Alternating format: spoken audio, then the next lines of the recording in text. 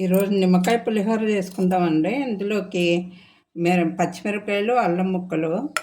పచ్చిమిరపకాయలు మనం ఇలాగుంటాయి కదా అంటే ఇలా సుత్తలు తీసి ఇందులో మిక్సీ కొట్టుకోవటానికి పెట్టుకోవాలి. ఏమో తాలింపుకి. ఇప్పుడు ఇందులోనూ వేసుకుందాము. అల్లం ముక్కలు, పచ్చిమిరపకాయలు,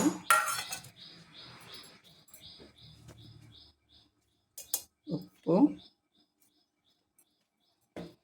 వేసుకొని మిక్సీ కొట్టుకోవాలి.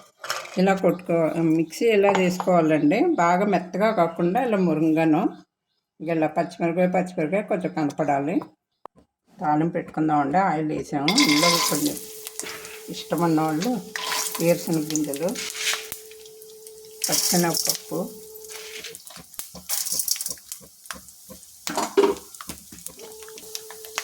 కొంచెం మినపప్పు, కొంచెం ఆవాలు అని తాలింపు పెట్టుకోవాలి. అండ్ ఎండుమిరపకాయలు,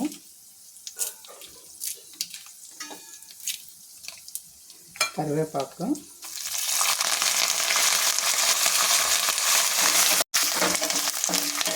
తాలింపు అయిపోయింది.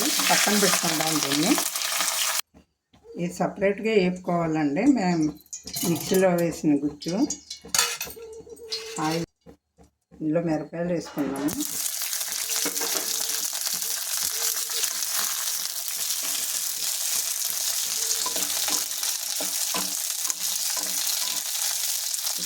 వేగాలి.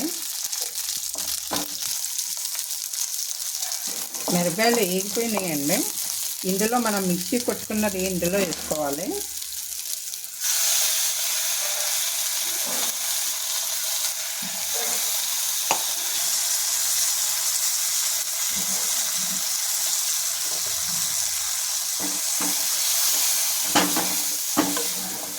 ఇప్పుడు ఇది వేగిపోయింది. మిక్సీ కొట్టింది, పచ్చిమిరపకాయలు వేగినాయి. ఇందులో నిమ్మరసం వేసుకోవాలి. ఇది వేగాక మన అన్నంలో కలుపుకోవటమే అండి. ఇంకా ఇది వేగిపోయిందండి. ఇప్పుడు ఇందులో మనం ఇది వేసుకుందాము.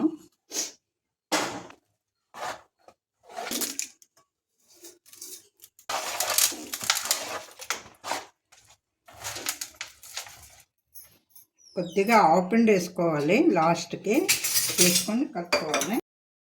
రెడీ అయిందండి. చాలా సింపుల్, ఈజీగా చేసుకోవచ్చు. మీరు కూడా చేసి చూసుకోండి.